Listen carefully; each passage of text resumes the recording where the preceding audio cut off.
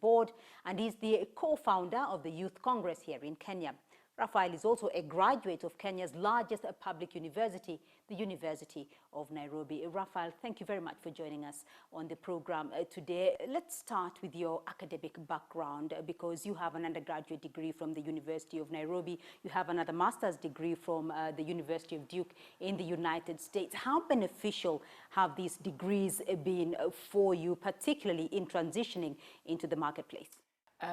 Thanks so much for hosting me. The essence of education is action, what you do with whatever you get, knowledge and skills. Having gone through my undergraduate here in Kenya and master's in the United States at Duke University, I would say that the academic system, the education system in Kenya, like it is in many parts of Africa, emphasizes more on qualifications, what they call exams, more than provision of practical skills. While in the developed world, the US and the UK emphasizes more on provision of skills more than the qualifications. If I look at Kenya, or if I look at my undergrad, I think it didn't prepare me enough to fit into the labor market, to help me in terms of my career aspirations, because the focus was so much about what did you get in your exams, while at my master's I was able to get a lot of practical skills which I've been able to utilize in terms of my career progression. How much though does this affect unemployment? Because we talk about the youth bulge in Africa and we talk about high unemployment in Africa, but then you're talking about the skills not being transferable into the workplace. How much of this contributes to unemployment? Definitely our education system contributes to a large extent to the levels of unemployment that we have in the continent. 60% of jobless people now in the continent are actually young people who are actually, expressed a lot of dismay and frustrations at the education systems that we have, that it does not propel them to their career aspirations. In fact, there was a research study that was done, and the findings are that 50% of graduates in the continent are not able to get jobs. Obviously, because the education system, like I did say, emphasizes more on qualifications, does not provide young people with the skills they need to be able to fit in the labor market. And so the mismatch between the skills provided in our education system and the requirement of the labor market is a great contributor to the high unemployment rate amongst young people in the continent. Looking at the youth themselves, though, are they thinking outside the box? Because we're talking about our education system being, Africa's education system being rather stagnant. Are the youth starting to think outside the box because they are probably not receiving in the workforce what they had trained for in a university curriculum? I think they're starting to think, just like you put it. They're starting to think, but they're not there yet. Not as much as is expected. Many young people still go to school to find jobs or to be employed later on. But we realize that today it's not about being employed. It's about also being able to create jobs, being able to create employment opportunities for other people. And so I think there is need for change of mindset and change of attitude by young people, amongst young people, to start thinking not in terms of how am I going to get a job, but more about how am I going to create jobs, because the levels of unemployment are so high. And if you look at the formal sector, only so many jobs can be created by government, or even by private sector. I think that is why there's a big push now and a call for young people to start thinking in terms of becoming entrepreneurs. I mean, there's need to start thinking as job creators more than as job seekers. In your view, with a changing economic system, with a changing African sphere, what would be the ideal if young people were to be catered for, if the system was to cater for all stakeholders, the education system, the labor market, and the young people? First of all, it's important to listen to all the stakeholders, and for young people is to try and look at what are their interests today. No one wants to wait until they've graduated to start thinking of a career. I think it's important to start helping them to move towards building interest or developing interest in their careers at very early stages, very formative stages. You want someone at age 10 is already clear on what they want to be when they they grow up. We should also move away from just qualifications to providing young people with the skills that they need to be able to fit into the labor market later on. But we must also, in trying to review our education curriculum, we shouldn't disrupt people who've invested so much to be part of the existing education system. For example, the teachers. As we remodel and review our education system, we must also take into their consideration their interests. How do we retrain them so that we do not lay them off because they do not have the skills to be able to fit into the reviewed education system? The private sector, how do we bring them on board? Government must realize that they're not the only players. We need all these other players, and I think so it's very important for them to talk to each other more than at each other. Raphael, thank you very much for your insight. Thank you. Now, we also spoke to a cross-section of current university students across Africa and asked to what extent they feel their degrees match the needs of the job market and what they plan to do after graduation. Let's take a look.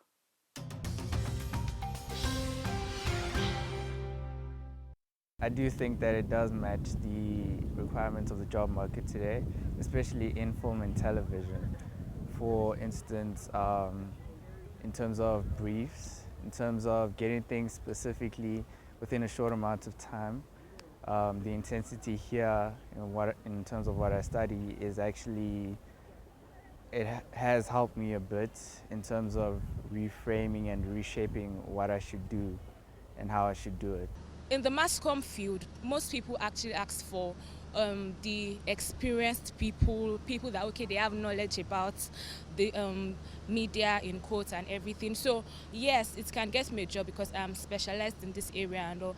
And no, because right now, Nigeria is not, most people are not really focused about, okay, the fact that you studied this course is what would give you the job. Honestly, my degree is useless. A lot of people graduate from university, but they never do anything with their degrees. I know someone who graduated from the Faculty of Law, but he's a tuk-tuk driver. Another one graduated from the Faculty of Commerce, but he's working in a spare parts shop. As much as people say that courses offered do not have space in the outside market, I think also we should be creative enough. Because personally, I'm taking psychology and sociology, and my intention is not to go out there and look for employment. My intention is to use the knowledge that I've been given to go and apply it in the outside market with the creativity that I have inside of me.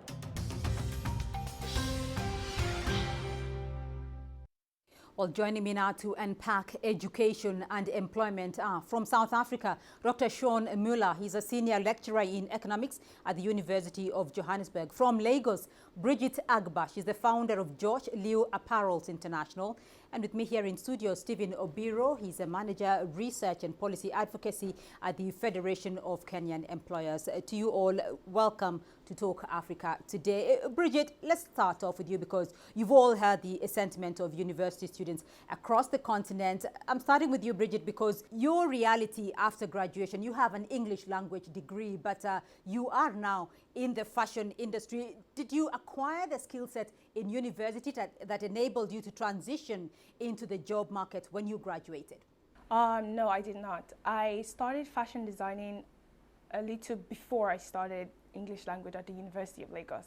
And prior to that, I noticed that a lot of individuals struggle with getting employment before they, just immediately after the university degree. And I just thought, okay, why not try to get something outside that and try to see if I can function with both effectively.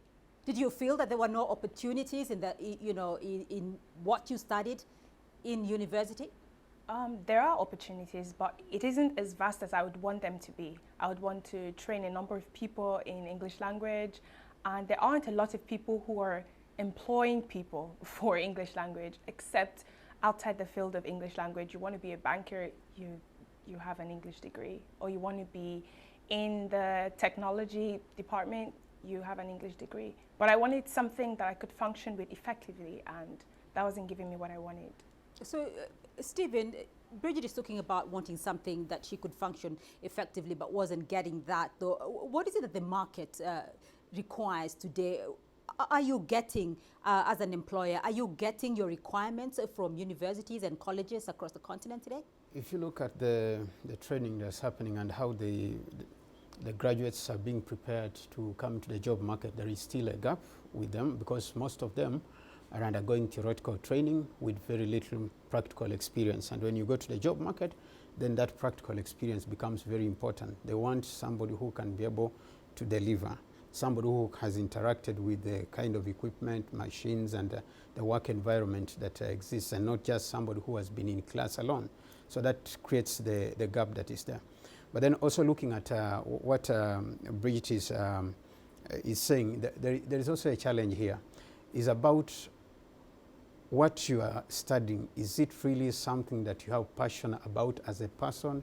Is it something that you love and you love to commit the whole of your life doing it?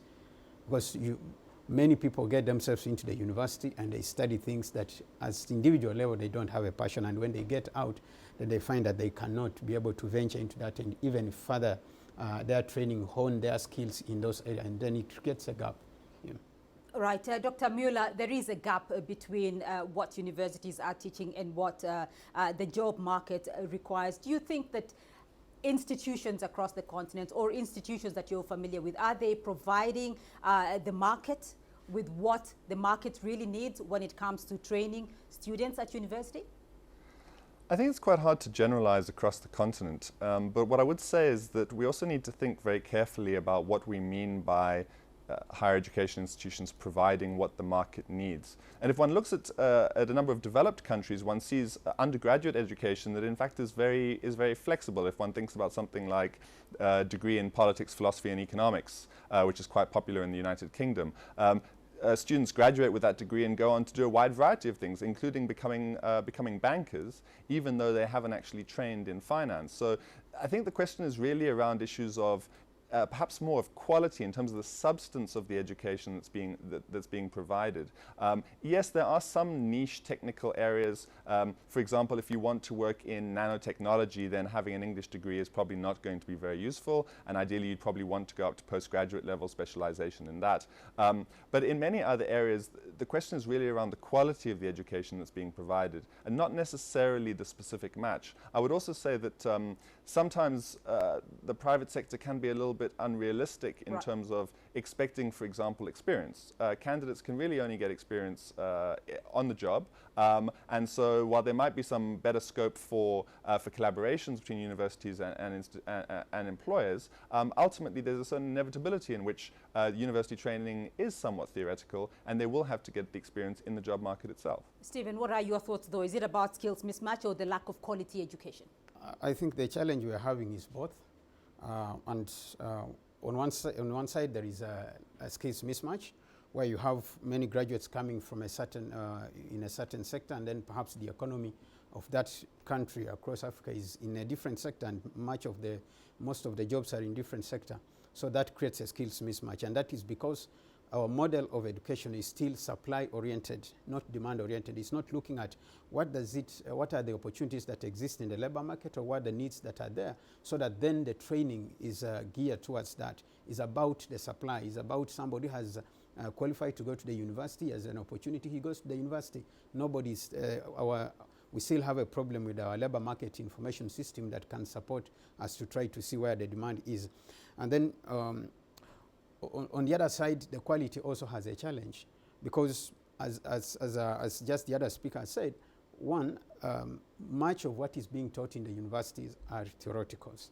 There's no any clear model that is put across that ensures that the students who are going through the universities are doing the practical things. There is part which a portion of their study which is being channeled towards the theory, and then another one towards the practicals in the studies. You get that you have some courses where students go to the university, and for all the 4 years, 3 years or 5 years, they have never seen what it looks like to be at a workplace.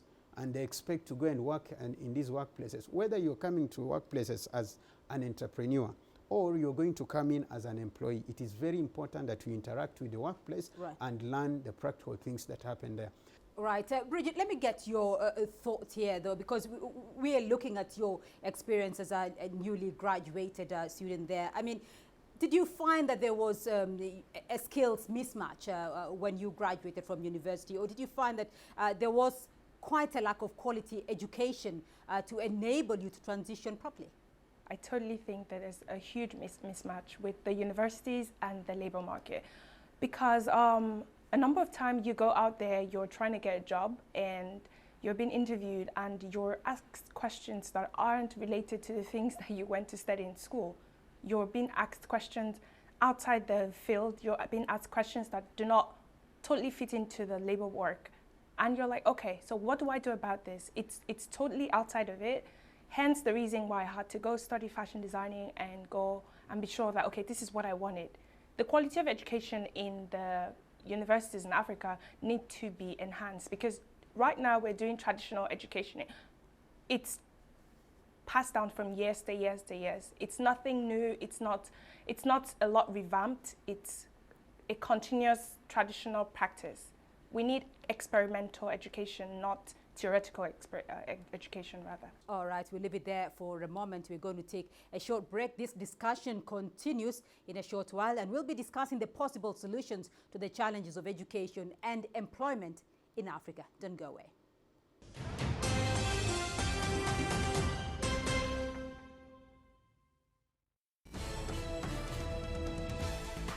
China Global Television Network.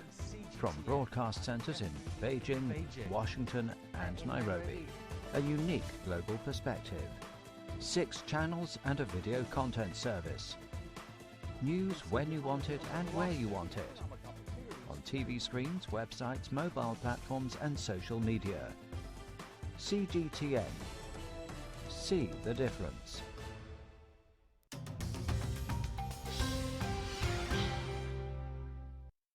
Welcome back to Talk Africa. Now, still with me, Dr. Sean Mueller, Bridget Agba and Stephen Obiro. Before we took the break, we looked at some of the challenges in bridging the gap between education and employment. Let's now take a look at some possible solutions. Dr. Mueller, I'll start off with you, because it is said that an estimated 10 to 12 million Africans graduate from universities each year, enter the job market each year, and yet 60% of Africa's unemployed are youth. So what's the problem? Well, these are very complicated issues. But what I would say is that we need to be thinking a lot more about the basic education system and its contribution to both youth unemployment and the undesirable outcomes we're seeing from the higher education system. So, I mean, the one thing is that it's not entirely appropriate to look at youth unemployment and then compare that to number of graduates. But there's quite a lot of evidence that, in fact, even though graduates have much higher employment rates, that there's quite a lot of underemployment, in the sense that graduates are not necessarily engaged in jobs that reflect the education they're supposed to have acquired at university or post-school level. But if one looks at the academic work that's been done, a major issue is that we've had a massive increase in enrollment, partly in pursuit of the Millennium Development Goals. We've had a massive increase in enrollment in basic education, but the quality indicators are, in many countries, including South Africa, quite dire when it comes to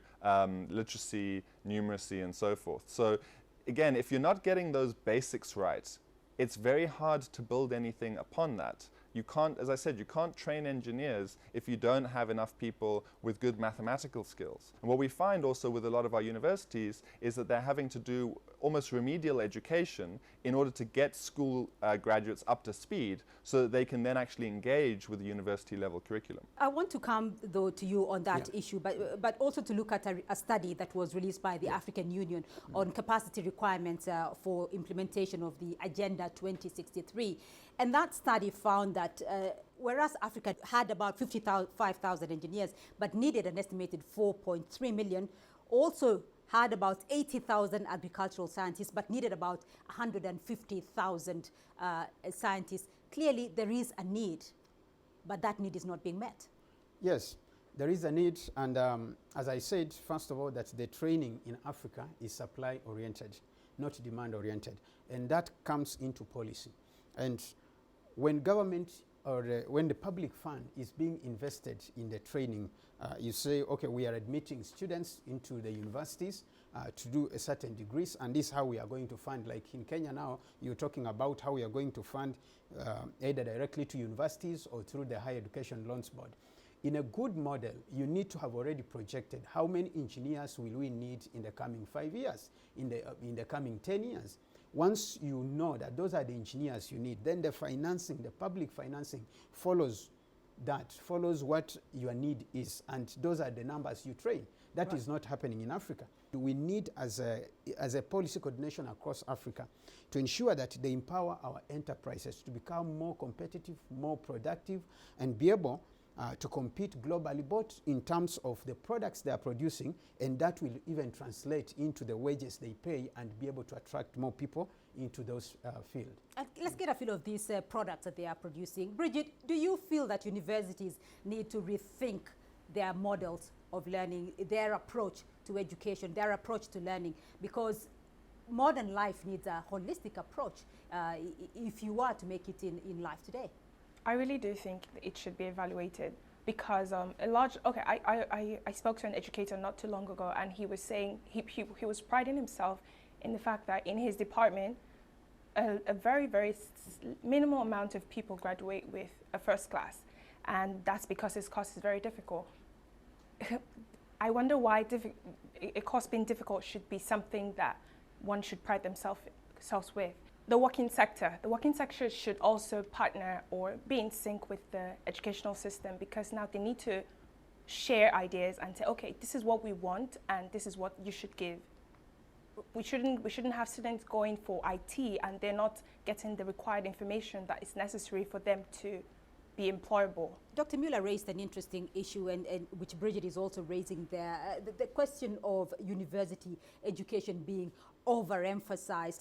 Are degree classifications still an important aspect of a job entry? Is that still a higher priority for the employer? What is a priority to employer is the kind of skill you are bringing to the table and how productive you can be at the workplace. Now, the system that we have had across Africa was that in most cases we have been looking at the academic to try to gauge what level of skills you have. That is changing across Africa. You see today we have a lot of emphasis on the technical vocational education training system, the TVET system, trying to see how can we be able to recognize skills and competencies that a person has are not just about the degrees or the certificates the person has. And if that one is able to happen and give the employers the opportunity to know that, okay, if somebody comes with this type of qualification, then these are the skills he has, then that is going to be able to help. But the challenge is, as we are today, mostly the degree is still taken in the society to be something of very great value, other than just the skill that somebody has. Right. Some statistics coming out of the United Nations, on average, the percentage of Africa's population that is under 25 today is 67%, making Sub-Saharan Africa the region with the youngest population in the world. Now, the population as well is 1.2. By 2050, we'll be talking about 2.4 billion people, which means that there will be, still a shortfall in the labor market, but still a high number of university graduates coming out of colleges and universities. What would you suggest as solutions from your perspective to bridge that shortfall in the job market, as well as to cater for the needs of the students and the market as well? As Stephen was noting earlier, one of the other issues, if we're concerned about unemployment, then there are many issues there around economic growth and industrial policy. So, for example, if one looks at currently developed countries or recently developing countries like the East Asian Tigers, a lot of unskilled labor was absorbed through manufacturing, and the nature of manufacturing has subsequently changed. So African countries are struggling to find areas in which they're competitive that are also labor absorbing. So it's not just, on the one hand, we've spoken a lot about the education system, and there is much that can be improved there, as I say, particularly at the basic education level, which is not something that people want to hear, because unfortunately improvements at the basic education level will take time to come through. I agree with Stephen that we can do better in terms of matching between technical skills and labor market requirements, but there are also much bigger questions here about what areas African economies can grow in that will absorb unskilled labor, because for the foreseeable future, we're going to have a large proportion, as you said, of youth and relatively unskilled, or even if they have education, it's not going to be up to the quality we want. So one of the most difficult challenges for African policymakers right now is to identify areas in which labor can be absorbed in a way that also hopefully creates some kind of decent life for African citizens once they get that kind of employment. And unfortunately, there are no easy solutions to that problem. Right, Stephen, you have the final word. We need to ensure that the education system is very well coordinated with industry involvement, such that whatever that is being taught in those systems speaks to what the industry needs. And that one ensures that when the student who has gone through this curriculum gets out and gets into employment, or into the labor market, then he's able to fit in well. And because we have an advantage as a continent, other regions are aging. Where is the labor of the world going to come from? It is going to come from Africa. We need policy that ensures that the ideas, the innovative ideas that are in the informal sector do not just remain in the informal sector. They grow to become formal businesses that are able to compete in the global market. And I'll give a very simple and interesting example. When we talk of the green economy, and you look at the solar panels, and we are trying to become green. Right. Where are these solar panels being manufactured? Let them be manufactured in Africa. They will create jobs in Africa for these youths. And if we do that and coordinate that across the policies and ensure that Africa remains integrated, moves as one block, then we are going to have to solve this challenge that we are facing with the youths. Stephen, we'll leave it there for the moment, but thank you very much for your insight. That's all we have time for this week on Talk Africa. But thank you to my guests, Dr. Sean Mueller, he's a senior lecturer in economics at the University of Johannesburg, Bridget Agba, founder, George Eliu Apparel International in Nigeria, and Stephen Obiro, manager, research and policy advocacy at the Federation of Kenya Employers. Remember, we'd love to hear your feedback through our social media handles on Facebook and Twitter. And you can also catch the show on our YouTube playlist to keep the conversation going, and tune in again next week for more Talk Africa. From me, Beatrice Marshall, and the team in Nairobi, it's goodbye.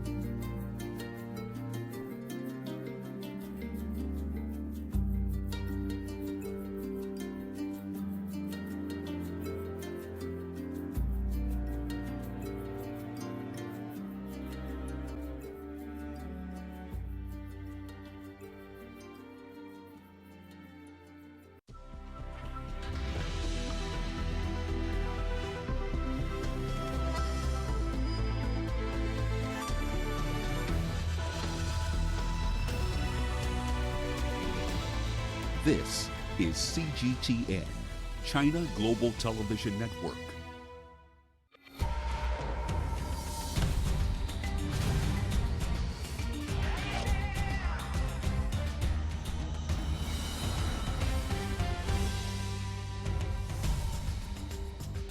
The Africa Cup of Nations is just around the corner, with kickoff at the Cairo International Stadium approaching by the day.